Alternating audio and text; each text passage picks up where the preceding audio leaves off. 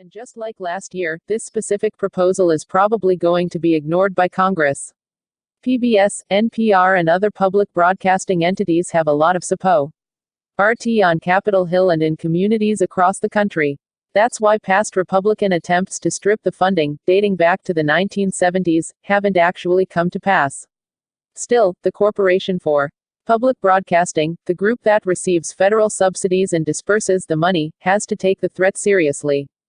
On Monday, the CPB and other beneficiaries of federal funds dutifully issued statements decrying the budget proposal and promoting the importance of public broadcasting. At this point, public media advocates have a playbook for these predictable fights. They play up the educational and emergency broadcasting aspects of the medium. PBS commissioned a new survey of the public and timed its release to coincide with the budget battle. The title of the survey, Americans Rate PBS and its member stations most trusted institution for the 15th consecutive year.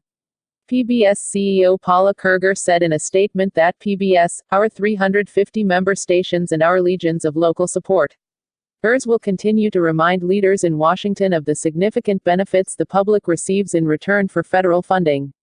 She called it a modest investment of about $1.35 per citizen per year, which includes school readiness for kids 2-8, support for teachers and homeschoolers, public safety communications, and lifelong learning.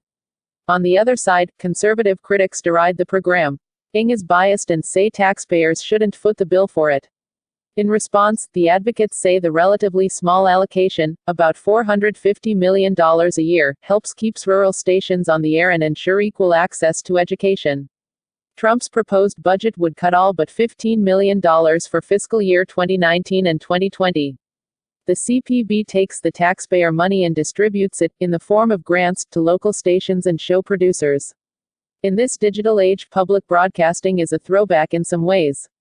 But the websites operated by PBS, NPR, and other public broadcasters have been growing in popularity. Since there is no viable substitute for federal funding that would ensure this valued service continues, the elimination of federal funding to CPB would at first devastate, and then ultimately destroy public media's ability to provide early childhood content, life-saving emergency alerts, and public affairs programs, Corporation for Public Broadcasting CEO Patricia Harrison said in a statement Monday.